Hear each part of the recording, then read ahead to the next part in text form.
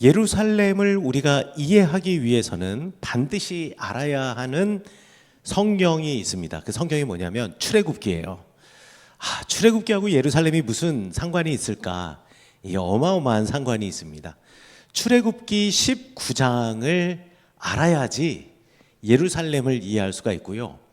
사실 성경은 하나만 안다고 되는 게 아니라 그 하나가 여럿으로 연결이 되어져 있습니다. 예를 들자면 구약 성경에서 제일 중요한 성경은 무엇이냐면 창세기, 출애굽기, 레위기, 민수기, 신명기, 우리가 흔히들 오경, 율법서라고 불려지는 모세 오경이 구약 성경에서는 제일 중요합니다. 뭐니 해도 구약 성경에서 제일 중요한 거는 딱 그 5권이에요.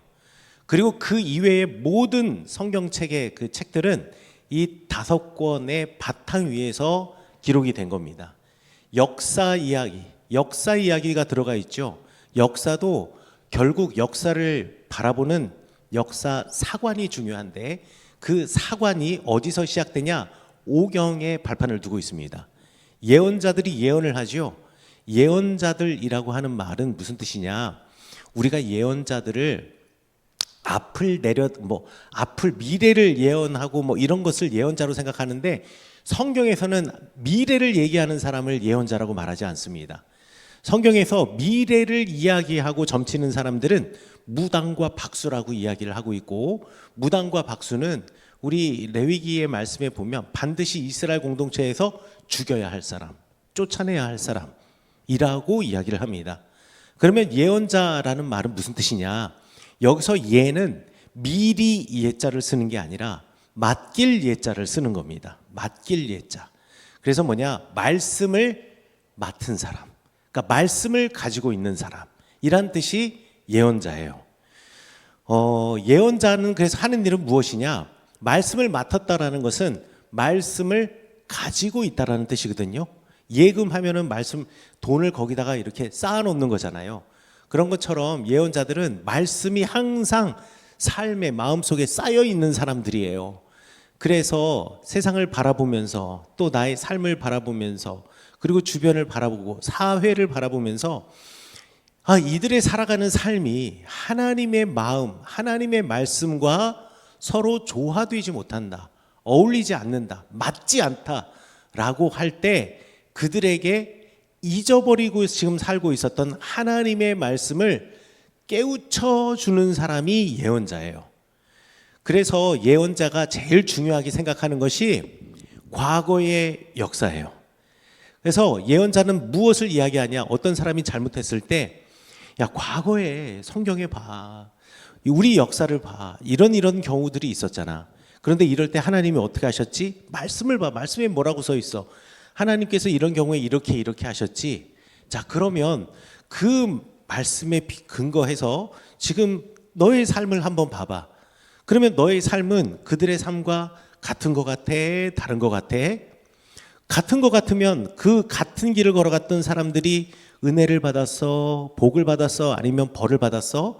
은혜를 받았다, 그리고 복을 받았다 그러면 그래, 너희들 지금 잘 살고 있는 거야 하면서 용기를 북돋아 주는 거고, 그때 똑같이 살았던 사람들이 그때 벌을 받았다 그러면 너희들의 지금은 너희들의 나중은 어떻게 될까? 벌을 받게 되겠지. 그러면 어떻게 해야 될까? 회개해야 하겠지. 그래, 회개해야 돼. 회개하지 않으면 너희들 분명히 그때 그 사람들처럼 나중에 그런 벌을 받게 되지 않을까? 라고 예언자들이 미래를 이야기하는 것은 결국 과거를 비추어 오늘을 반성하고 미래를 그들이 스스로 깨달으라고 하나님의 말씀을 주는, 이게 바로 예언자가 하는 일이에요. 정말 앞으로 무슨 일이 있을지, 제가 내년에는 조금 생활이 필까요? 이런 거 물어보고 싶으면 무당을 찾아가야죠. 요즘 좋은 무당들 많잖아요. 왕꽃 선녀님도 계시고 무슨 보살님도 계시고 많잖아요. 그런데 결국 그런 사람들, 거기를 찾는 사람들은 어떻게 된다고요? 하나님께서 죽이신다. 하나님께서 죽이신다. 또 하나님께서 그들을 내쫓으신다. 그런 사람을 쫓아가는 사람들은 그런 거고요. 진짜 예언자들은 하나님의 말씀을 빗대어 오늘을 기억하게 하고 그래서 오늘의 그 삶을 바꾸어내는 게 예언자가 하는 일이에요. 그래서 예언자도 그렇고 성경도 그렇고 성경에 있는 말씀은 내일을 위한 말씀이 아니라 오늘 나를 위한 말씀이에요. 그래서 성경은 오늘을 위한 책이다라는 것을 기억하셔야 돼요. 근데 오늘을 알기 위해서는 과거를 알아야 돼요. 과거를 알아야 오늘을 판단할 수 있거든요. 그러면 그 과거, 그 기준이 어디 기록되어 있냐? 구약 성경에서는 창출, 레미, 신의 기록이 되어 있어요. 그래서 예언자들은 항상 이 오경에 정통한 사람들이었고 이 하나님의 말씀, 모세의 율법을 갖고 있는 예언자가 이 말씀에 근거해서 그 당시에 예언자가 살던 시대의 사람들의 삶을 말씀에 비추어 지적하기도 하고 용기를 북돋아 주기도 한다. 그렇기 때문에 오경은 매우 중요하다. 그리고 성문서라고 불려지는 지혜의 말씀도 그 지혜가 무슨 지혜냐? 그 지혜가 갑자기 그 사람들이 막 생각해낸 이런 지혜가 아니라 말씀에 근거해서 이 말씀에 뿌리 내리고 거기에 가지친 지혜들이에요. 그래서 그 지혜의 핵심들은 결국 전부 다 오경에 뿌리를 두고 있어요. 그래서 구약 성경을 여러분들이 잘 알고자 한다면 오경을 아셔야 돼요. 구약 성경에 보면 뭐 묵시도 있고 막 환상들도 있고 이러잖아요. 그런 환상들을 잘 이해하시려면 마찬가지로 오경을 알아야 돼요. 구약 성경에서 제일 환상이나 이런 게 되게 많아서 어려운 책들이 뭐냐면 에스겔서입니다. 그런데 우리는 그게 어렵다라고 생각해요. 근데 제가 감시대 이제 석사 졸업할 때 논문을 에스겔서를 썼거든요. 왜 에스겔을 썼냐? 에스겔이 제일 쉬워서 썼어요. 왜 쉽냐? 다른 사람은 다 어렵다고 하는데 에스겔서 이해하려면 오경만 알고 있으면 에스겔서는 그냥 다 해석이 돼요. 에스겔서의 신학은 무조건 다 레위기에 들어가 있어요. 그리고 에스겔서의 신학은 제사장의 신학이기 때문에 제사장의 신학만 이해하면 에스겔서는 그냥 풀리는 거예요. 그런데 우리가 그걸 모르니까 막 환상 이야기 나오면 막 산으로 가는 해석이 나오는 거예요. 신약 성경도 마찬가지입니다. 요한계시록 여러분들 이단이 제일 좋아하는 게 요한계시록이에요. 왜 그런지 아세요? 어렵거든요. 애매모호하고 모르겠거든요. 그러니까 사람들이 이게 무슨 뜻이야? 라고 하면서 자꾸 거기에 대해서 궁금해하는 사람이 찾아가다 보면 이단으로 가는 경우들이 많아요. 그런데 요한계시록을 이해하시려면 뭐를 알아야 되는지 아세요? 오경을 알면 돼요. 오경을 알면 요한계시록은 그냥 해결이 되는 거예요. 뭐 등대불 등잔 사이에 뭐 계시고 일곱 촛대 사이를 돌아다니시며 그곳에서 우리를 바라보시고 판단하시는 이 전부 다 성막 얘기고 전부 다 성전 얘기예요. 결국 전부 다 하나님의 그 말씀이 기록되어져 있는 오경의 바탕을 두고 있어요. 그렇기 때문에 이 오경이 매우 중요하고 예루살렘을 이해하는 데에도 성전을 이해하는 데에도 제일 중요한 것은 오경이다. 특별히 예루살렘을 이해하는데 여러분들 오늘 출애굽기 19장 그것도 많이도 아니에요. 1절부터 한 6절 사이만 읽으시면 사실 예루살렘과 예루살렘 성막과 그 성전은 그냥 다 이해가 되는 거예요. 그래서 한번 알아보도록 할게요. 자, 출애굽기 19장에 보면 이스라엘 백성들이 출애굽해가지고 드디어 시내산 아래에 도착합니다. 대략 한 45일째 되는 날에 출애굽한 지 한 45일쯤 되는 날에 이제 시내산 아래에 머물게 돼요. 자, 그때 시내산에서 하나님께서 모세를 부르세요. 모세를 부르면서 모세야 올라와라. 올라오는데 한 가지 조건이 있어요.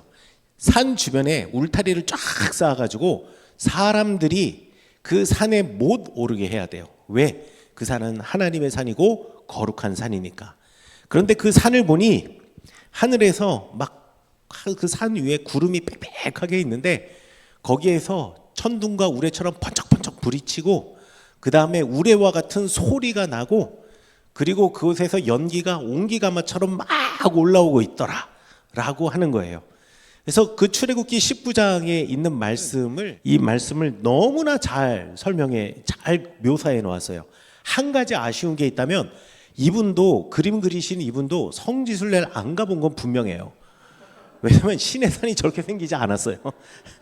신의 산은 바위산이긴 한데 저렇게 뾰족뾰족한 산이 아니라 된장 덩어리 하나 탁 엎어놓은 것처럼 둥글둥글한 산이에요.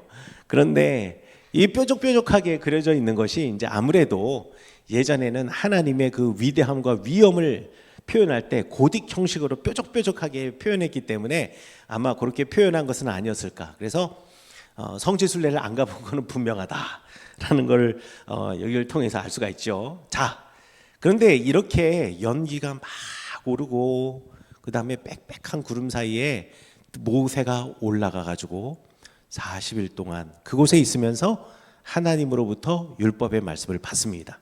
그리고 하나님께서 모세에게 명령하시죠. 너 이제 내려가서 이스라엘의 장로들을 불러와라. 그래가지고요, 이스라엘 장로들을 불러 올려서 산 중턱에서 그곳에서 잔치를 벌입니다. 그곳에서 함께 식사를 하면서 하나님의 말씀이 이렇다라고 하면서 그 장로들에게 먼저 쭉 이야기를 해줘요. 그리고 그들이 먼저 내려가고 또 모세는 뒤늦게 또 내려오게 되죠. 그리고 난 다음 그 산에서 내려온 모세가 제일 먼저 한 것이 무엇이냐? 성막을 짓는 거였어요. 그래서 출애굽기 보면 25장 이후로 하나님께서 율법을 주시는데 율법 중에서 뭐 사회법도 있어요. 우리가 잘 알고 있는 눈에는 눈, 이에는 이, 이런 보상과 배상에 관한 법, 이런 법들도 있지만 제일 긴 법은 뭐냐? 성막을 어떻게 지어야 된다. 성막을 짓는 법이 제일 길어요. 자, 그때 성막을 지을 때 어떻게 지어야 하는지 법칙을 알려주셨어요. 일단 성막은 광야의 산 아래에 그냥 천으로 지은 겁니다. 뭐 기둥이나 이런 거는 당연히 나무로 만들었겠죠. 그리고 나무로 만든 기둥에 뭐 금을 바르거나 이럴 수는 있어요. 또 은박을 대거나 금박을 대거나 이럴 수는 있지만 기본적으로 나무와 천으로 만든 것이 성막이에요. 그러니까 성막은 일종의 텐트, 어느 부분은 천으로 된 텐트, 어느 부분은 가죽으로 덧댄 텐트라고 생각하시면 됩니다. 그래서 성막의 문 안으로 들어가면 이제 마당을 들어가게 되는데, 마당에 들어가면 맨 앞에 제단이 있고 그 제단 다음에 성막, 진짜 오리지널 텐트가 있는 곳을 성소, 지성소라고 부르는데, 일단 성소라고 부른다면 그 제단과 성소 사이에 물두멍이라고 하는 커다란 물그릇을 둬요. 그래서 제단에서 제사를 드리고 난 다음에 저기 물그릇에서 손과 발을 씻고 그 다음에 이제 저 성막의 진짜 성소 안으로 들어가는 겁니다. 성소 안으로 들어가는데요, 성소 안에 딱 첫 저기 성소 문을 열고 들어가면 거기에 뭐가 있냐? 오른쪽에는 떡상이 있고 왼쪽에는 7 그 촛대가 꽂을 수 있는 등대가 있고, 그 다음에 앞에는 숯불을 올려놓는 향단이 있어요. 자, 그런데 저 안에서 향단과 관련된 재미있는 이야기가 레위기 10장에 나옵니다. 레위기 8장, 9장, 10장은 대제사장의 취임식과 그 취임식 잔치에서 벌어진 일에 대해서 말하고 있는데요. 아론의 두 아들들이 있었어요. 아론의 두 아들들이 있었는데, 아론의 두 아들들 나답과 아비후가 해야 할 일이 뭐냐면 아버지를 도와서 제사를 드리는 것과 저 성소와 지성소를 지켜내는 것을 아들들이 해야 되는 거예요. 그런데 그 아들들이 저 분향단은 여기 이렇게 조그만 단에다가 숯을 올려놓고 거기다가 뭐 모략이라든가 또는 그 꽃 같은 거를 말린 거, 풍자향, 소감향 뭐 이런 걸 갖다가 올려놓아 가지고 연기를 일으키는 거예요. 그러면 그거를 가지고 연기가 쫙 올라오거든요. 연기가 올라오면 저희가 안에 공간이 딱 봐도 좁잖아요. 저희 보면 이게 이제 이스라엘에 가면 딥나라는 곳이 있는데, 그 딥나에 가면 구약 시대의 성막을 그대로 재현해 놓은 게 있거든요. 그런데 그 재현해 놓은 저 안에 들어가면 되게 좁아요. 여기 보면 마네킹이 둘이 있죠. 이 마네킹이 제일 이 성막에서 NG예요. 마니킹이 너무 허술해요. 진짜 어디 미용실에서 갖다 놓은 것 같아요. 근데 옷은 그때 당시에 제사장과 레위인의 복식을 잘 구성을 해 놓았는데, 흰 옷을 입고 있는 사람이 레위인이고 저 푸른색 옷을 입고 있는 사람이 제사장의 모습이에요. 자, 그런데 저기에다가 분향단에다가 숯을 올려놓고 그 꽃과 향을 말린 것을 갖다가 올려놓게 되면 거기서 향이 이렇게 쫙 올라오면서 연기가 막 일어나는 겁니다. 연기가 올라오는 거예요. 여러분들 뭐 이렇게 모기향 같은 거 피우면 연기 많이 올라오는 것처럼, 근데 저 연기가 조금만 올라오는 게 아니라 진짜 연기가 막 부럭부럭부럭 하면서 올라옵니다. 이게 이거 한번 보여드려야 되는데 그거를 보여드릴 수가 없는 게 아쉽네요. 제가 그 이스라엘 가면 저런 팔아요. 파는 게 있어요. 이게 동그랗게 해가지고 여러분들 뭐 모략향이나 유향 이런 거 같은 걸 갖다가 이렇게 그 불만 딱 붙여놓으면은 연기가 막 올라오는 게 있어요. 연막탄 터지듯이 막 그 정도는 아니더라도 그거보다는 훨씬 적지만 그래도 딱 보면은 조금 있으면 이게 안에 전부 다 뿌얘지겠네 할 정도로 연기가 올라옵니다. 그런데 이 향을 24시간 불이 꺼지지 않게 계속 피워야 돼요. 그러면은 저 안에가 완전히 연기로 그냥 가득 차겠죠. 가득 차요. 연기를 가득 차게 해놓는 이유가 있습니다. 향기 때문에. 물론 뭐 위생상으로 생각하면 저게 나무판에다가 뭐 금박을 대놓은 거나 은박을 대놓은 거기 때문에 기본적으로 구조물이 나무이기 때문에, 이거 뭐 과학적으로 분석하는 사람은 그렇게 향을 피워놔야지 벌레가 생기지 않는다. 그래서 오랫동안 이게 유지가 가능하다라고 과학적으로 이야기는 하지만 그건 과학자들이 하는 얘기고, 정확하게 이 성경을 기반해서 이야기를 하면 이렇게 연기를 피워서 저기 연기를 꽉 채우는 이유는 이 성막을 작은 신의 산으로 생각하게 하기 위해서 그래요. 신의 산이라고 하는 곳이 하나님이 모세를 만난 하나님의 임재가 있는 곳이었잖아요. 그런데 신의 산은 거기 그 자리에 있어요. 그러나 우리가 걸어가는 그곳에 늘 하나님이 임재하시잖아요. 그러니까 이동하는 신의 산으로서 저 성막을 짓게 한 거예요. 그래서 산 위에 구름이 가득하고 구름이 빽빽하고 연기가 온기가마에서 연기가 올라가는 것처럼 올라갔더라라고 신의 산을 표현했으니, 이제 저 향단에서 연기가 계속 온기가마처럼 올라가고 그 성막 안이 연기, 구름을 상징하는 연기로 빽빽하게 만들어 놓는 거예요. 그래서 유대인들의 그 랍비들의 미드라시 같은 데 보면 제사장이 저 안에 들어갈 때 무릎을 꿇고 기어서 들어갔다 그래요. 왜? 서서 들어가면 연기가 너무 꽉 차 있어서 막 기침하고 그럴 거 아니에요. 그래가지고 조금 더 숨을 편하게 쉬려고 저 안에 들어갈 때는 항상 기어서 들어갔다라고 이야기를 합니다. 그래서 저 분향단은요, 그렇게 해서 저 안에를 연기를 가득 채우는 거예요. 그런데 레위기에 보면 10장에 보면 나답과 아비후가 저기에 거룩한 불, 거룩한 숯을 갖다 놓아야 되는데, 그 거룩한 숯이라는 게 뭐냐? 아마 저 올라가는 제단 있지 않습니까? 바깥에서 소나 양이나 염소를 태우는 제단에서 그 제사를 드리며 태웠던 그 불의 숯, 그거를 가지고 저 성소 안에 들어가서 향단 위에 올려놓아야 하는데, 어딘지 불분명한, 출처가 불분명한 숯을 저기에 가지고 가지고 들어가서 저 위에다 올려놓는 바람에 저 안에서 하나님의 불이 나와가지고 이 나답과 아비후를 죽였다라고 설명을 해요.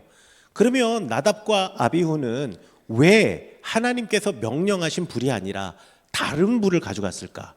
지금 성막을 짓고 제사장 취임식을 하는데요, 제사장 취임식을 하자마자 지금 며칠 안 된 때예요. 한 여들에 8일도 안 된 때에 지금 그런 실수를 하거든요. 왜 그런 실수, 왜 그런 잘못을 하게 되었을까? 거기 나와 있어요, 성경에. 나답과 아비후가 술을 너무 많이 먹었어. 포도주를, 옛날엔 잔치를 하게 되면 포도주를 먹게 되는데 이 제사장들이 포도주를 하도 많이 먹어가지고 정신이 알딸딸해진 거죠. 여러분, 술 먹고 정신이 알딸딸해지면은요, 괜히 용기가 생기잖아요. 그래가지고 평소에 말 없는 사람도 한 잔 들어가면 그때부터 막 말 많은 사람들도 있고, 평소에는 되게 소심하던 사람이 술 한 잔만 먹으면 되게 폭력적인 사람으로 변하기도 하고 전혀 다른 사람이 되잖아요. 이게 술이 가지고 있는 무서운 힘이잖아요. 그런데 이 제사장들이 이 술을 마신 거예요. 술을 마셨는데 지나치게 많이 마셔가지고 괜한 용기, 객기가 생기잖아요. 그냥 아무 부리 괜찮아, 향을 태우는 게 중요한 거지 하면서 생각하면서 아무거나 가져갔던 모양이에요. 자, 그래가지고 요 사건이 딱 터지자마자 그 다음에 레위기의 율법이 뭐가 나오냐, 제사장들은 절대 술 마시면 안 된다 라는 율법이 그 다음에 나와요. 그래가지고 저 지성소 안은 연기로 가득 차 있어요. 그리고 제사장들은 술만 먹으면 안 되는 게 아니고요, 술과 관련될 수 있을 만한 모든 걸 먹으면 안 돼요. 뭘 먹으면 안 되냐? 포도주도 먹으면 안 되고요, 포도도 먹으면 안 돼요. 포도도 먹으면 안 돼요. 그리고 건포도도 먹으면 안 돼요. 하여튼 포도와 관련된 건 뭐든지 먹으면 안 돼요. 신선한 포도를 따고 뜨거운 태양 아래 조금만 있으면 얘가 발효가 돼서 알코올기가 생길 수 있다고 생각하는 거예요.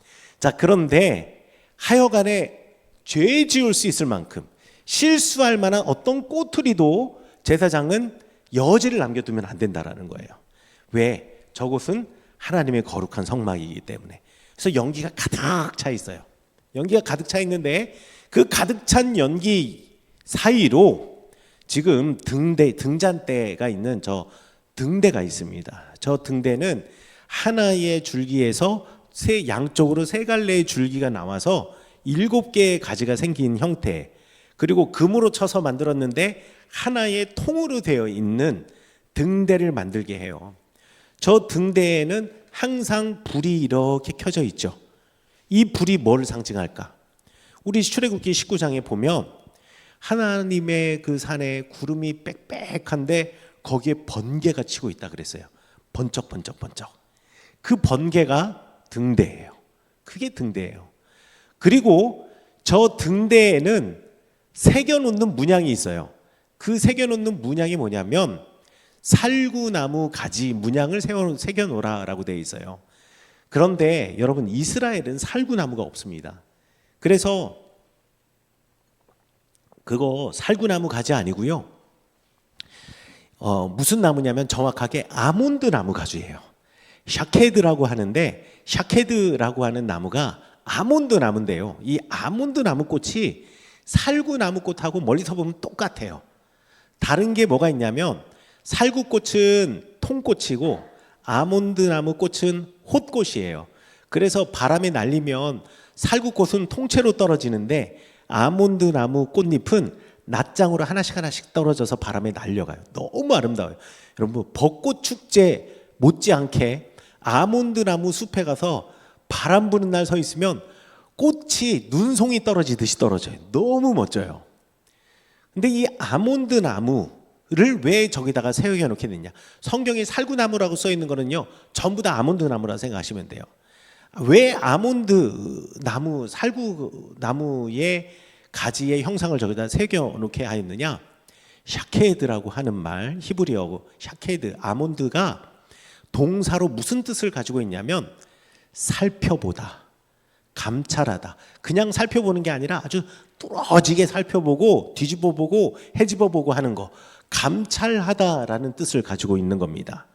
그래서 하나님께서 이 구름 가운데 빛으로 오셔서 우리를 감찰해 보신다라는 거예요. 그래서 예레미야서에 보면 이렇게 써 있습니다. 예레미야 읽다 보면 이해가 안 되는 그 환상이 하나 나오는데, 예레미야 불러요. 그럼 예레미야가, 네 하나님, 예레미야 네가 뭘 보느냐? 예 하나님, 제가 살구나무를 봅니다. 네가 살구나무를 보냐? 그래, 내가 너희들을 보겠다. 끝. 이게 예언 끝이에요. 이게 무슨 말이냐면, 예레미야야 네가 뭘 보느냐? 제가 샤케드를 보고 있습니다. 네가 샤케드를 보고 있냐? 그래, 내가 너희들 가운데에서 항상 샤케드 하겠다, 지켜보겠다 라고 하는 거예요. 그래서 살구나무라고 번역된 아몬드 나무는 항상 하나님이 인간을 바라볼 때 뚫어지게 감찰하듯이 지켜보고 잘하고 있나 못하고 있나 판단하기 위해서, 심판하기 위해서 지켜보는 단어가 샤케드이고, 그 샤케드와 똑같은 어근을 갖고 있는 나무가 아몬드 나무, 우리말 성경에는 살구나무라고 번역되어 있는 그 나무이기 때문에 저기다가 살구나무 가지를 해놓고 빛으로 하나님께서는 이 땅에서 우리를 지켜보시겠다라고 되어 있는 거예요. 근데 출애굽기에 보면 저 등대를 만들 때 저 등대의 빛이 앞에 있는 떡상을 향하게 빛을 비추게 합니다. 그럼 앞에 있는 떡상은 무엇이냐? 저 떡상 위에는요, 매일같이 아침 저녁으로 빵 12덩어리를 올려놓습니다. 12덩어리는 뭐냐면 12지파가 한 덩어리씩이라고 상징적으로 12덩어리를 올려놓는 거예요. 그럼 저게 왜 떡상이 있냐? 출애굽기에서 시내산에서 모세가 하나님을 만나고 율법을 받을 때 율법만 받은 것이 아니라 또 하나님께서 이스라엘의 장로들, 지파의 장로들을 불러 올려서 그곳에서 72명의 장로들과 함께 식사를 했던 그 식사의 자리를 상징하는 것이 저 12개의 떡이 올라가 있는, 빵이 올라가 있는 떡상이 되겠고, 저 12개의 떡상이 의미하는 것은 이스라엘의 12지파를 상징, 모든 이스라엘을 이야기하는 겁니다. 그러니까 하나님께서 구름 가운데에서 빛으로 오셔서 그곳에서 율법을 주시고, 그리고 거기서 우레와 같은 소리로 모세에게 율법을 전수해 주셨고, 그 자리에 12지파의 대표인 장로들 72명을 불러 올려서 함께 그곳에서 식사하시면서 하나님께서 그들에게도 하나님의 음성을 들려주셨던 것처럼, 하나님께서 저 성막이 지어지고 저 성막에서 예배드리는 그 시간 동안, 그리고 예배드리는 그 장소에, 그리고 그 곳에, 그 이스라엘의 진영에 하나님은 신에 사는 저기에 있지만 우리가 광야를 걸어갈지라도 항상 우리와 함께 계시고 우리를 지켜보시고 그리고 우리와 동행하신다 라는 것을 알려주기 위해서 성막을 지으라고 하신 거예요. 하나님께서 성막을 지으라고 하시는 유일한 이유는 뭐냐? 우리와 동행하기 위해서. 자, 우리가 흔히들 이야기할 때 우리의 인생의 목적이 뭡니까? 여러분들은 왜 공부하시나요?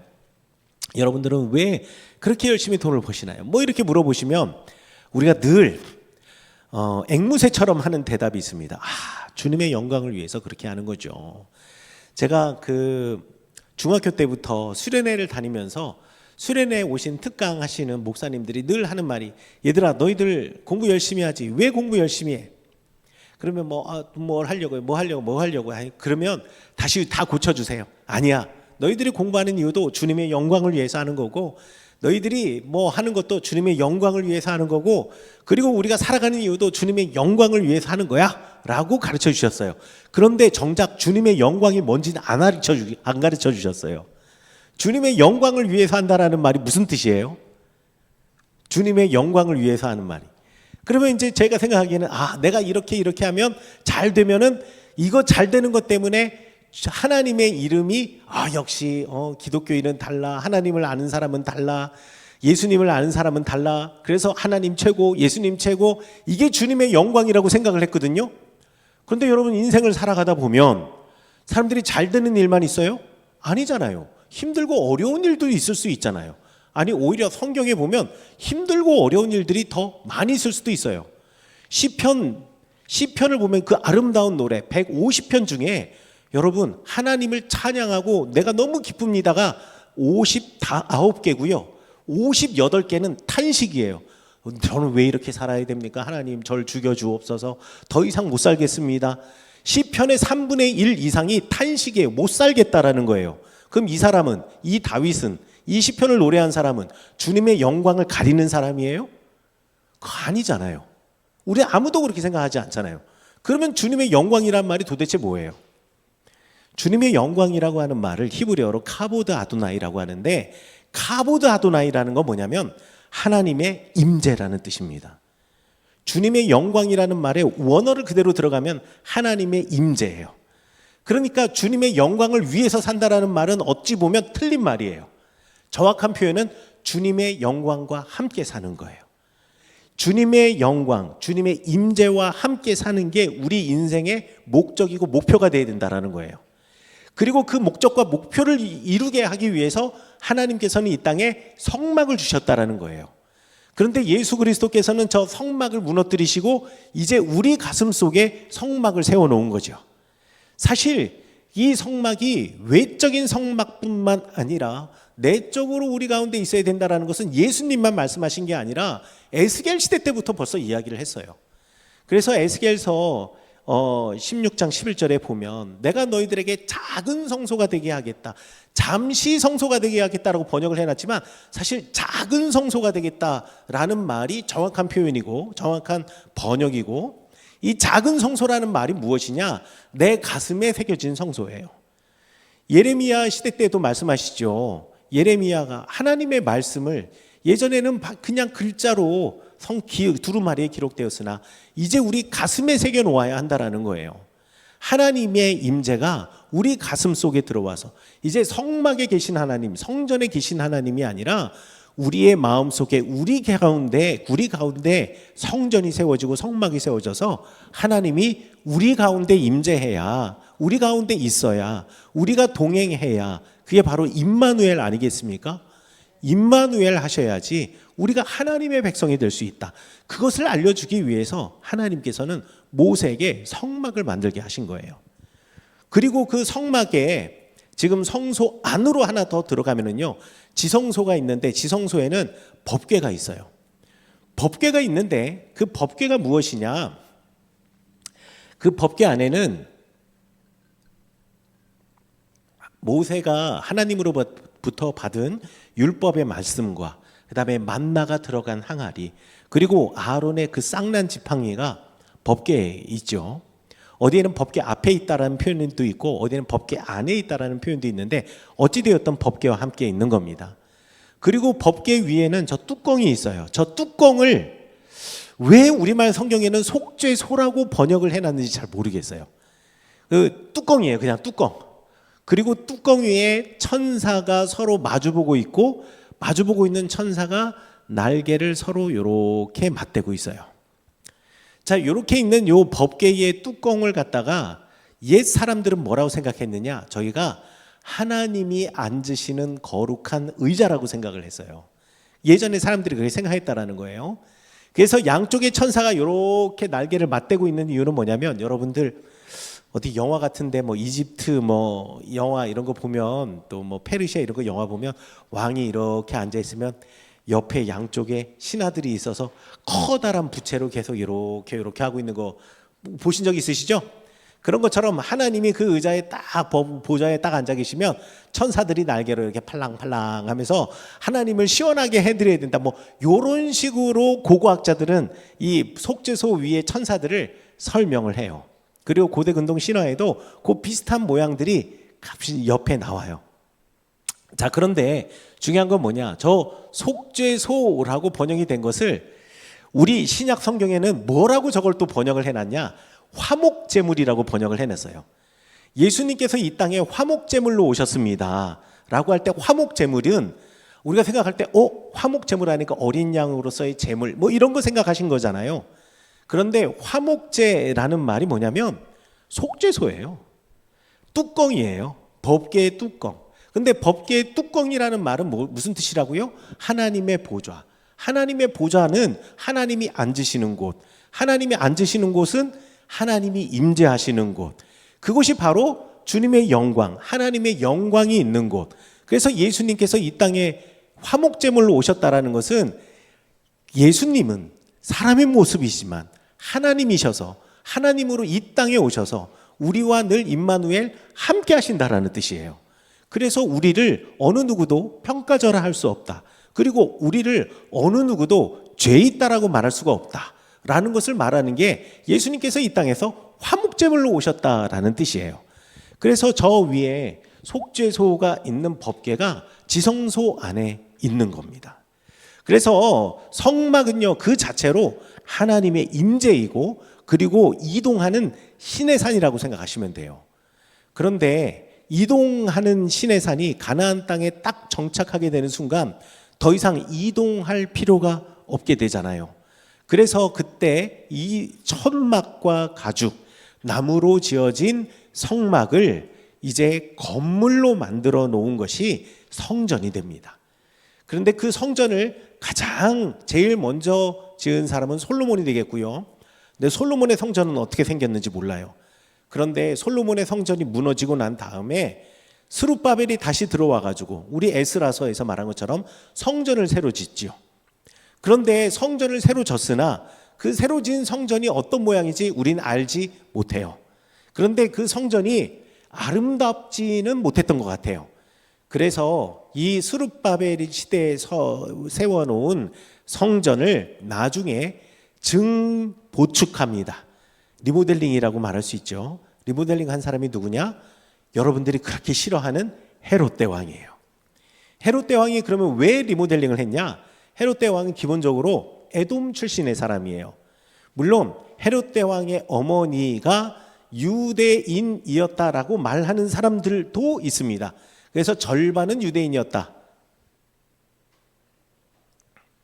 틀린 말은 아니에요. 하지만 기본적으로 헤롯은 에돔의 문화 속에 살았고 에돔 사람이라고 하는 게 맞습니다. 그런데 에돔 사람 헤롯이 유대인의 왕, 유다 땅을 다스리는 왕이 되었거든요. 그러니까 소수의 에돔 사람들이 지금 다수의 유다 사람들을 다스려야 하는 상황이 되니까 유다 사람들에게 뭔가 잘 보여야겠고 그들이 좋아하는 무언가를 좀 해줘야겠다라는 생각이 들어서 그들이 제일 중요하게 생각하는 성전 증보축 공사를 다시 할 계획을 하게 됩니다. 그런데 헤롯이 건축의 왕이었습니다. 로마 시대 때 이 예루살렘 성벽을 보기 위해서 어마무시한 관광객들이 진짜 많이 왔어요. 왜 그러냐면 로마 사람들도 건축을 진짜 많이 하잖아요. 근데 로마 사람들은 돌을 쌓고 그 위에 몰타르를 바르고 다시 돌을 쌓고 몰타르를 바르고 이런 식으로 해서 이 성벽을 쌓거나 건물을 쌓아 올려요. 이게 뭐 전형적으로 우리가 블럭 쌓고 몰타르 바르고 블럭 쌓고 몰타르 바르고 이거랑 똑같은 거잖아요. 그런데 헤롯은 그렇게 짓지 않았어요. 그렇게 안 짓고 돌을 레고 블럭처럼 깎았어요. 돌에다가 홈을 팠어요. 홈을 파고 그 홈 위에 다시 위에 돌을 홈을 끼워 맞췄어요. 그래서 돌을 끼워 맞추기로 4톤짜리 돌을 계속 올리고 있는 거예요. 그래서 로마 군인들이 와가지고 투석기로 계속 벽을 때리는데 벽이 안 무너져요. 몰타르면 땅땅 때리면 충격에 금이 가서 결국은 벽이 무너지는데 얘는 끼워 맞추기를 해가지고 벽이 무너지질 않아요. 그래서 이스라엘에 가면 헤브론에 가면 막벨라 굴 위에 커다란 건물 회당이 있거든요. 그거 헤롯 시대 때 그대로 있어요. 그게 그대로 남아 있어요. 안 무너져요, 이게. 예루살렘 성벽, 성전 예수님께서 돌 위에 돌 하나도 남기지 않고 다 무너지리라 예언하셨는데 그게 완전한 멸망을 이야기하는 거지 진짜 돌 위에 돌 하나도 없다라는 건 아니잖아요. 그렇죠? 가보면은 이 남쪽에 있는 그대로 벽이 그대로 다 남아 있어요. 그냥 남쪽과 그리고 서쪽에도 그대로 다 남아 있고 그 로마 군인들이 계속 돌로 쳤던 부분은 지금은 보이지 않지만 저 감람산이 있는 저쪽인데 저쪽에만 위에가 무너져 있고 아래쪽은 또 그대로 다 있어요. 그만큼 헤롯 시대 때 만들어 놓은 건물이 어마무시하게 든든해요. 그래서 예수님 당시에 로마의 군사들, 로마의 장군들이 성전 바깥들은 밟을 수 있어도 성전 안들은 들어가서 볼 수가 없었어요. 그러면 유대인의 명절이 되면 여기 사람들이 수십만 명이 모이거든요. 그럼 이 사람들이 이 안에서 뭐를 하는지 너무 궁금할 거 아니에요. 거기서 반란을 꾸밀 수도 있고 뭘 할지 모르잖아요. 그래서 로마 사람들이 이 헤롯의 성전 맨 북쪽의 끝에 여기다가 안토니아 요새라는 요새를 만들어 놓습니다. 이 요새는 성전의 마당보다도 훨씬 높게 건물을 만들어 놓았어요. 그래서 저 안토니아 요새에서 성전 아래를 내려다보는 겁니다. 지금 이렇게 보니까 저 안토니아 요새에서 성전 내려다보면 얼마나 내려다볼까 싶지만 저 안토니아 요새의 흔적이 지금도 그대로 남아 있어요. 지금 저 안토니아 요새를 학교로 바뀌었어요. 그래서 아이들 수업 끝나고 나면 오후 3시 넘어서 저 학교 안에 들어갈 수 있거든요. 학교 안에 들어가서 안토니아 요새의 망대 위에 설 수 있어요. 서가지고 밑에 내려다보면요 바로 아래로 성전 마당이 보여요. 진짜 장관이에요. 자, 그렇게 해가지고 안토니아 저 요새가 예수님께서 빌라도의 법정에서 재판을 받으시던 곳이에요. 그게 바로 성전 마당을 내려다보던 로마 군인들의 병사들이 그 주둔하고 있었던 곳이었다라고 생각하시면 될 것 같아요. 자, 그런데 성전에서 제일 성전 안을 제외하고 성전 바깥에 제일 많은 게 무엇이었냐? 정결 욕조였어요. 왜냐하면 저곳에 2만 명이나 들어간다 그랬잖아요. 그러면 2만 명이 들어가기 위해서 2만 명을 수용할 수 있는 목욕탕이 있어야 되는 거예요.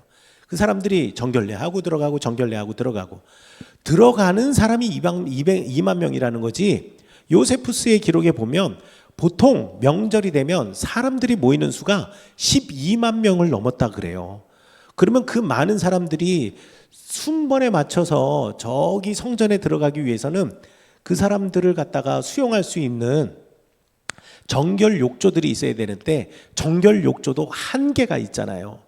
그래서 이 한계가 있는 정결 욕조 어떻게 할 수가 없으니 엑스트라로 사용하던 정결 욕조가 있었어요. 그게 뭐냐면 여기 지금 여기서 실로암으로 내려가는 길이라고 되어 있는데 요 계단을 따라 쭉 내려가면 저 밑에 실로암이라고 하는 큰 연못이 있어요. 이 실로암이라고 하는 큰 연못은 사실 히스기야 시대 때 히스기야가 만든 겁니다. 사네립의 침공 때에 이 예루살렘이라고 하는 성이 한 가지 단점이 있는데 예루살렘 성은 천혜의 요새가 분명해요. 왜냐하면 예루살렘 성의 동쪽에 기드론 골짜기가 있는데 기드론 골짜기가 깎아지르는 골짜기고 흰놈의 골짜기는 더해요. 흰놈의 골짜기는 그냥 절벽이라고 생각하시면 돼요. 이 흰놈의 골짜기와 기드론 골짜기가 서로 이렇게 만나요. 그러니까 다윗성을 어떻게 생각하시면 되면 붕어빵이라고 생각하시면 돼요. 붕어빵에서 꼬리 부분만 평지고요. 나머지는 다 어마어마한 경사지라고 생각하시면 돼요. 그래서 공격해가지고 사람들이 적군이 성을 점령하기 위해서 꼬리 부분이 아니라 다른 부분으로 올라가다 보면 지쳐서 못 올라가요. 지쳐서 못 올라가고 올라갈 때 두 손 두 발로 올라가야 돼요. 그리고 싸울 때 하늘을 보고 싸워야 되니까 싸울 수가 없죠. 그래서 예루살렘은 천혜의 요새라 그랬어요. 그런데 이 천혜의 요새에 딱 한 가지 단점이 뭐냐면 성 안에 물이 없어요. 성 안에 샘이 없어요. 샘이 어디 있냐? 골짜기 아래에 있어요. 그래가지고 이 골짜기 아래에 있는 샘물을 갖다가 성 안으로 끌어들일 수 있는 방법들을 다윗 시대 이전부터 사람들이 여부스 족속들이 여기 살고 있었는데 그 안에 낸 게 뭐냐면 물들어 내려가는 터널을 만드는 거였어요. 그런데 그 물들어 내려가는 터널이 있다라는 것을 다윗이 알고 있었기 때문에 다윗이 이 예루살렘 성을 역으로 공격해서 그 물들은 터널을 통과해 가지고 들어가 가지고 여부스 성을 점령할 수 있었거든요. 그런데 이 예루살렘 성이 이제 주인이 다윗과 다윗의 후손인 유다 사람들이 되었잖아요. 그러면 똑같은 곤란을 또 경험해야 돼요. 그래서 히스기야 시대 때 어떻게 했냐? 야, 물들어 내려가는 터널 거기 사실 우리에게 있어서는 최고로 약점이니까 야, 저 물을 뚫어 내려가는 터널을 만들지 말고 그 물줄기를 터널로 만들어서 성 안으로 들어오게 하자.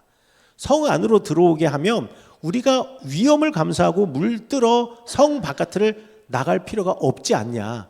그래가지고요 히스기야 터널을 파기 시작합니다. 히스기야가 터널을 파가지고요 물이 터져 나오는 그 기온샘의 물이 예루살렘 성 안으로 들어오게 해요. 그런데 성 안으로 들어오게 한 이 물길이 530m입니다. 530m의 물길을 파는데 사네립이 언제 쳐들어올지 모르잖아요. 그러니까 최대한 빨리 공사를 해야 되었어요. 그래서 어떻게 했냐? 양쪽에서 물을 파고 들어와요. 양쪽에서 물을 파고 들어오는데 신기하게 이 둘이 정확하게 맞아떨어져요.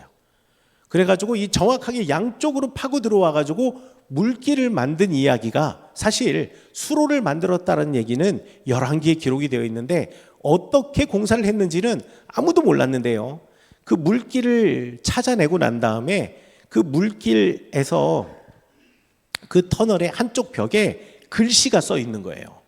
그 글씨를 물놀이 하던 애들이 발견해가지고 신고를 해서 그거를 갖다가 고고학자들이 해독을 했거든요. 제가 깜빡하고 그걸 안 써놨는데 내용이 이렇습니다. 서로 이제 파고 들어오기 시작한 거예요.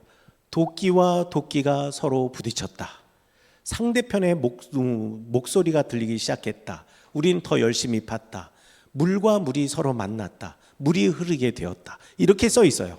그래가지고 양쪽에서 파고 들어왔구나라는 것을 알고요. 그렇게 파고 들어온 물이 이제 양쪽에서 팠을 때 먼저 성 안에다가 그 물을 담아 놓을 물 저장고를 만들어 놓고 파기 시작한 거예요.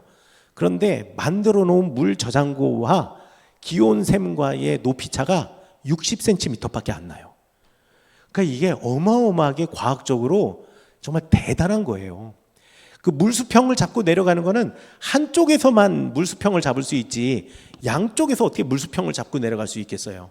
그런데 양쪽에서 들어왔는데 물수평을 정확히 잡고 들어왔다? 진짜 놀라운 거죠. 그렇게 해가지고 물이 들어온 곳을 뭐라고 부르냐? 실로암이라고 불러요. 실로암이라는 말은 히브리어 샬라흐에서 나왔거든요. 그래서 실로아 하면은 이게 무슨 뜻이냐? 보냄을 받았다. 여기서 보냄을 받았다라는 것은 누군가 보내가지고 내가 보냄을 받아서 왔습니다. 이게 아니라 저 기온샘에서 물을 보내서 그 기온샘에서 보낸 물을 받았다라고 해가지고 실로암이라고 이름이 붙여진 거예요. 실로암의 이제 사이즈가 알 수 있게 되었다라고 되어 있는데 사이즈가 더 어디까지 가는지 깊이는 어떻게 되는지 알 수가 없었거든요. 그런데 드디어 할아버지가 땅을 파가지고 땅을 팔아가지고 돌아가신 이후에 아들이 땅을 팔아서 밑으로 이제 내려가서 실로암을 밑으로 들어가 보니 실로암 그 물 저장고의 깊이가 11m. 11m예요. 그러니까 저기가요. 전시에는 온 예루살렘 사람들이 먹고도 남을 물, 그리고 성지순례를 하거나 명절이 되면 정결례를 할 데가 없잖아요. 그래서 정결례를 할 수 있는 정결 욕조로 맨날 전쟁하는 것은 아니니까. 그래서 저기가 사람들이 많이 모일 때는 정결 욕조로 사용하고 그다음에 전쟁 때는 물의 수원지로 사용하던 실로암이에요. 근데 오늘 성경 말씀에 보면 예수님께서 실로암에서 눈먼 자를 고쳐주는 이야기가 나오잖아요. 눈먼이가 날 때부터 앞에 안 보이는 이에게 실로암에 가셔서 예수님께서 그곳에서 예수님께서 그 사람의 눈에다가 진흙을 발라주시고 실로암에 가서 씻으라라고 이야기를 하니 그 사람이 실로암에 가가지고 딱 눈을 씻고 나니 드디어 눈이 보이게 되었던 이야기 있죠. 자, 여기서 그 사람이 눈이 떴다라는 거가 우리에게는 중요하지만 저에게는 다른 게 더 중요해요. 뭐가 중요하냐? 그 사람이 어디 가서 씻었다고요? 실로암에 가서 씻었어요. 그럼 이 사람이 실로암에 가서 씻은 다음에 뭐 했을까요? 뭐 했을까요? 너무 좋아서 집에 갔을까요? 실로암이 뭐 하는 데라고요? 정결례 하는 곳이라고요. 정결례 하고 난 다음에 어디 간다고요? 성전 간다고요. 그렇죠? 예수님께서 너 실로암에 가서 눈을 씻어라. 그런데 예수님께서는요. 고쳐주신 다음에 실로암에 가서 씻으라 그랬어요. 왜요?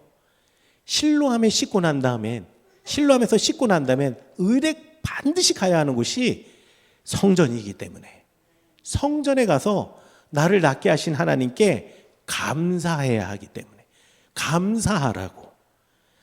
그래서 실로암은 감사의 장소이고 예배의 장소로 가는 첫 입구가 되는 거예요. 예수님께서 벳바게에서 나귀를 타고 예루살렘을 입성하시는데 그 벳바게가 베다니와 붙어 있는 마을, 올리브산, 감람산 정상에 있는 마을이에요. 그런데 예수님께서 들어가실 때 사람들이 여러분들 다 아시다시피 종려나무 가지 그리고 온갖 나무 가지들과 자기의 겉옷을 깔고 호산나 호산나 하면서 예수님을 맞이했는데 예수님이 딱 3일 만에 배신을 당하시죠? 이게 다 이유가 있어요.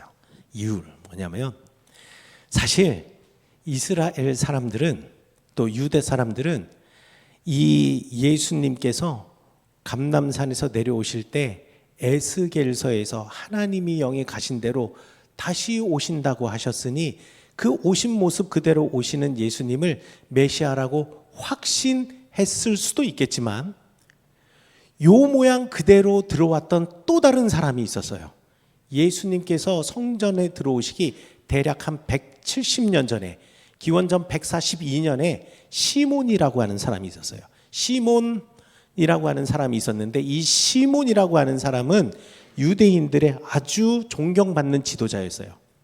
이 유대인의 존경받는 지도자 시몬은 그때 당시 그러니까 유다 땅이 시리아의 지배 아래에 있었는데, 시리아의 지배를 끊어내고 하스모니안 왕조라는 새로운 왕조를 만들었어요. 유대인의 왕조를 만들었어요.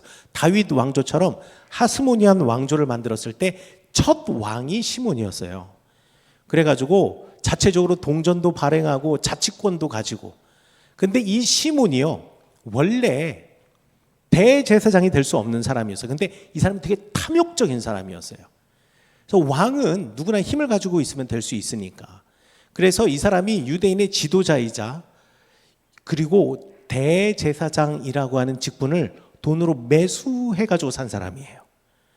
그래서 동시에 이스라엘 역사에서 왕이자 제사장의 역할을 했던 첫 번째 사람이자, 그리고 이스라엘 백성들이 그때 당시에 환호했던 사람이 시몬이었어요. 그런데 시몬이 세운 왕조가 채 60년 정도밖에 안 가고 로마에 의해서 완전히 멸망해버려요. 왜? 이 사람이 너무너무 탐욕적이었어요. 그래서 자기 배만 채우는 사람이었어요. 그래서 결국 사람들이 이 사람으로부터 등을 돌렸거든요. 근데 시몬이 자기가 왕이 즉위를 할 때 에스겔서에서 아이디어를 내가지고 나귀를 타고 저 감람산 위에서 내려가면서 기드론 골짜기를 지나 성전으로 들어가는 퍼포먼스를 해요. 그때 사람들이 어떻게 했냐? 사람들이 나귀를 타고 가는 시몬에게 나뭇가지를 깔고 자기의 겉옷을 패고 그다음 이렇게 깔고 그다음에 호산나 호산나 외쳤어요. 지금 그로부터 170년 뒤에 예수님께서 오실 때, 예수님께서 나귀를 타고 오실 때 이 유다의 사람들이 기대했던 것은 오실 메시아일 수도 있겠지만 시몬이었을 확률이 훨씬 더 높아요. 왜? 시몬처럼 시리아의 압제를 끊어내고 독립을 시켰던 이 시몬처럼 로마의 압제를 끊어내고 우리를 독립시켜 달라고 요 마음을 가지고 지금 예수님을 기대했던 거예요. 그런데 예수님께서는 예루살렘 성전에 들어가셔서 시몬처럼 시리아의 권력을 끊어내고 시리아와 동조했던 사람들을 다 죽여버리고, 그리고 시몬을 중심으로 하여서 시몬 주위에 있는 사람과의 왕국을 세우지 않으시고, 이러고 성전에 딱 들어가신 다음에 제일 먼저 하셨던 일이 뭐냐? 그 성전 안에서 상점, 자판 깔아놓고 물건, 그 성지순례 온 사람들한테 물건 파는 사람들의 상을 다 둘러 엎으시면서 너희들은 성전을 강도의 굴혈로 만드느냐라고 말하면서 유다 사람들과 제사장들을 질책하시고 계시는 거예요. 그러니까 자기들이 생각했던 시나리오와 너무 다른 거예요. 우리는 예수님이 이제 딱 들어오시면은 그때 170년 전에 시리아를 몰아냈던 시몬처럼 로마 군사들을 저주하고 그들을 몰아낼 거라고 생각했는데 지금 이게 타겟이 우리가 된 것 같은 거예요. 게다가 그들을 쫓아내기는커녕 오히려 원수를 사랑하는데 그 원수가 로마 사람도 들어가 있는 거예요. 그러니까 이 사람들이 뭐라고 생각했냐? 우리가 속았다. 우리는 저 예수가 시몬이라고 생각했는데, 그래서 우리는 그를 메시아라고 생각했는데, 유대인들에게 메시아는요 하나님의 아들, 하나님이 아니에요. 유대인들에게 메시아는 왕 또는 제사장을 가리키는 말입니다.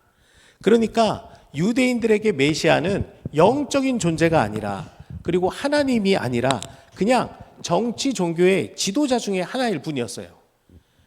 예수님은 이 땅에 하나님으로 오셔서 우리를 바꾸시고 나를 바꾸시고 세상을 바꾸시는 분이신데, 이들은 그걸 원하지 않아요. 내가 바뀌어지는 걸 원하지 않아요. 나와 반대편에 서 있는 그들이 망하기를 원하는 거지. 이게 그들의 욕망이에요. 항상 사람들은 욕망을 하나님께 투사하고 욕망을 우리 예수님께 투사하고 예수님과 하나님이 우리의 욕망을 채워주시기를 바라는 거예요. 그래서 예수님께 바랬던 나의 욕망이 좌절되었을 때 우리는 되돌아서는 거예요. 그리고 부인하는 거예요. 그리고 내가 그렇게 그를 바라고 기댔던 나의 모습이 부끄러워서 오히려 그를 핍박하는 거예요. 그래서 우리가 하나님께 열심히 기도하고 기도의 응답이 이루어지지 않으면, 내가 원하는 기도의 응답이 이루어지지 않으면 하나님은 안 계시는가 봐 하면서 신앙의 생활을 그만두는 이유가 뭐예요? 내가 욕망한 것을 투사했으나 그것을 내가 얻지 못했기 때문에 내가 욕망하는 그것을 내가 끊어버리는 거 아니에요. 대상을, 바랬던 대상을. 똑같이 그들도 예수님께 바랬던 그것이, 시몬처럼 해주기를 바랬던 것이 거절당하자 예수님을 죽이고 싶었던, 내가 사랑했던 사람이 나를 배신했다고 생각했을 때 더 화가 나잖아요. 그래서 예수님을 죽이셨다. 그리고 그 예수님을 십자가에 못 박았다라고 우리가 생각할 수 있는 거죠. 예루살렘은 하나님의 거룩한 성이며 하나님이 계신 곳이었고 하나님이 계실 곳이고 영원히 계신 곳입니다. 그런데 거기에만 계시는 것이 아니라 그 하나님은 우리 가운데 계시고 우리 가운데 영원히 거하시고, 그리고 우리는 그 하나님과 늘 함께 있어야 합니다. 임마누엘 하나님이 우리에게는 기쁨이 되어야 합니다. 그리고 우리는 임마누엘 하나님과 더불어 살아야 합니다. 예루살렘의 가장 중요한 것은 성전, 그리고 그 성전에 계신 하나님, 그리고 그 성전에 임재하시는 하나님, 그리고 우리 가슴 속이 우리가 하나님의 거룩한 성전이 되는 것이 가장 중요한 것 같아요. 욕망의 성전이 아니라 하나님과 동행하며 어떠한 가운데에도 우리가 그 안에서 하나님을 찾아내시는 여러분 되시기를 간절히 축원합니다. 마지막으로 이야기 하나만 해드리고 마칠게요. 우리가 성경을 읽으면서 제일 이해하지 못하는 성경, 제일 회피하고 싶은 성경이 하나 있어요. 그 성경이 뭐냐면 욥기입니다. 의롭게 살면 은혜를 받고 복을 받아야 되는데, 하나님과 동행하면 은혜를 받고 복을 받아야 되는데, 욥은 의로운 사람이고 하나님을 버리지 않은 사람임에도 불구하고, 그럼에도 불구하고 욥은 고난을 받았잖아요. 그 욥기를 읽을 때마다 이해할 수가 없어요. 그리고 그 욥기를 읽을 때마다 과연 신앙생활을 한다라는 것이 무엇인가, 하나님은 어떤 분이신가 고민하게 돼요. 왜 그럴까요? 나 중심으로 생각하기 때문에 그렇습니다. 욥기의 주제는 우리의 시선을 바꾸어내자예요. 저는 이 욥기를 가장 잘 설명한 사람이 톨스토이라고 생각해요. 톨스토이가 재밌는 단편집들을 진짜 많이 썼습니다. 톨스토이는 러시아의 대문호이지만 그의 말년은 수도원에 살면서 어린이들과 그리고 일반 사람들, 농노나 민중들에게 어떻게 하면 쉽게 하나님을 설명해 줄 수 있고 예수님을 설명해 줄 수 있을까. 그래서 그의 말년은 신앙적인 단편들을 많이 썼어요. 그 신앙적인 단편 중에 사람은 무엇으로 사는가라고 하는 아주 유명한 이야기가 있습니다. 거기 보면 하나님으로부터 쫓겨난 미카일라라고 되어 있는데, 그 뭐 러시아로는 그렇게 되지만 우리식으로 표현하면 미가엘 천사. 미가엘 천사가 하나님으로부터 쫓겨난 이야기가 있어요. 왜 쫓겨나냐면요, 하나님께서 미가엘에게 가서 저 여인의 영혼을 이제 거두어 와라라고 했는데, 그 여인의 영혼을 거두려고 이 죽음의 천사로 미카엘이 딱 갔는데, 그 여자가 갓 태어난 갓난아기가 그 옆에 있는데 아직 젖도 못 물리고 있는 거예요. 그런데 이 미카엘이 그 여자의 생명을 거둬가려고 그러니 이 여자가 이 천사에게 부탁을 하는 거예요. 남편도 죽고 나 혼자 남았는데, 그런데 내가 이 아이에게 젖도 못 물려보고 내가 죽게 되면 이 아이를 누가 키우겠냐고, 아이가 자랄 때까지만이라도 나를 좀 살려달라고, 그러면 아무 때나 데려가도 되겠다고. 그래서 미가엘이요 다시 하나님께로 가서 죽어도 못하겠습니다. 그랬더니만 하나님이 그거는 너 생각이고 어떻게든 데리고 오라고. 그래서 다시 미가엘이 가가지고요 그 여인의 영혼을 데리고 올라오는 중 그 여인의 영혼은 하늘로 올라가고 미가엘은 갑자기 날개가 꺾여서 땅바닥에 떨어져 버려요. 그리고 하나님께서 미가엘에게 벌을 준 거죠. 사람이 무엇으로 사는지 네가 그 땅에서 해답을 얻으면 그때 올라올 수 있을 것이라고. 그러면서 세 가지 이야기가 나오는데 그 세 가지 이야기 중에 맨 마지막 이 여인과 관련된 이야기를 해드리자면요, 이 여인은 그 러시아의 마을에 아주 가난한 마을에 살고 있었어요.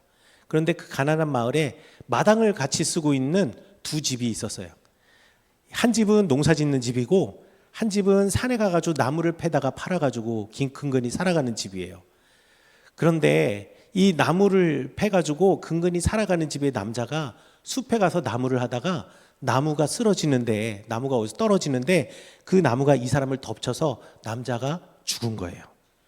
그런데 이 남자가 죽은 소식을 이 아내가 이제 들은 거죠.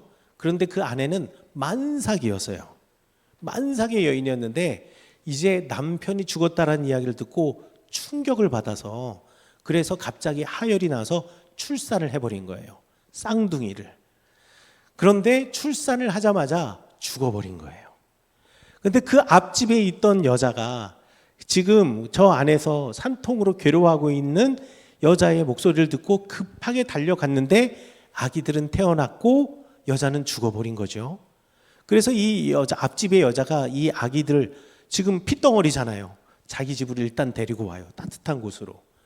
그런데 이 데리고 온 여자는요 8주 전에 이미 벌써 출산을 한 임산부였어요. 그래서 그 동네, 가난한 동네에서 젖이 나오는 사람이 그 여자밖에 없는 거예요. 그래서 이 8주 전에 태어난 남자 자기 아기에게 젖을 주고 아기 눕혀놓고 이 둘을 계속 젖을 주면서 그냥 딸처럼 기르는 거예요. 얘네들이 무슨 죄가 있다고. 그런데 그 두 쌍둥이 딸 중에 하나는 다리가 문제가 있어요. 왜? 엄마가 출산을 하고 쓰러져 죽으면서 이 딸 아이의 다리 위로 쓰러지는 바람에 다리가 꺾여서 다리가 휘어진 거예요. 근데 그 소설을 쓸 당시가 1890년대였기 때문에 지금으로부터 150년 전이잖아요. 그때는 아기가 태어났는데 장애가 있으면 젖도 안 물리고 그냥 죽이던 시대였어요. 그런데 이 여자는요, 이 아이가 무슨 죄가 있다고. 그래서 불구가 되었지만 그 아이를 갖다가 이렇게 젖을 먹여요. 그런데 아이들이 이제 점점 자라고 두 살이 되었을 때 자기 친아들이 죽어요. 그래서 자기 이 집에는 데려온 두 쌍둥이 딸밖에 없는 거예요. 쌍둥이 딸밖에 없는데 이 두 딸을 자기의 딸처럼 길러요. 그리고 이 아이들이 이제 어린이가 되었을 때 이제 이 아이들에게 신발을 좀 만들어 주려고 신발 만드는 지금 가게에 왔는데 그 가게에서 일하고 있는 미가엘이 그 여인을 만나게 된 거예요. 그러면서 그 미가엘이 그 여인을 보면서 미소를 짓고 웃으면서 이제 하늘로 올라가게 돼요. 왜 그러냐? 미가엘은 사람이 무엇으로 사는지 알게 된 거예요. 왜? 이 여인이 그 가게방의 주인 여자랑 이렇게 다리가 불편한 딸에 관한 이야기를 하다가 원래 이 아이들이 내 딸 친딸은 아니라고 하면서 어릴 때부터 이야기를 쭉 하면서 무엇라고 이야기하느냐? 이렇게 내가 내 아들을 잃어버리고 그리고 난 다음에 내 마음이 너무 힘들 때 나는 그때서야 알았다고. 무엇이냐면 내가 이 아이들을 구원해 주었다고 생각했는데 알고 보니 이 딸들이 나를 구원해 주었다고. 그래서 내가 이 딸들 때문에 지금 살아가고 있다고. 사람은 무엇으로 사는가? 이 사랑으로 살아가는 거라고. 이 하나님의 섭리로 살아가는 거라고. 이렇게 이야기를 해요. 그리고 천사가 그 이야기를 듣고 하나님이 이거를 내게 가르쳐 주시려고 하였구나 라는 것을 드디어 알게 돼요. 우리가 착한 사람은 왜 그런 일을 당하나요? 왜 의로운 사람들이 그런 일을 당해야 하나요? 왜 죄 없는 사람이 그런 일을 해야 하나요?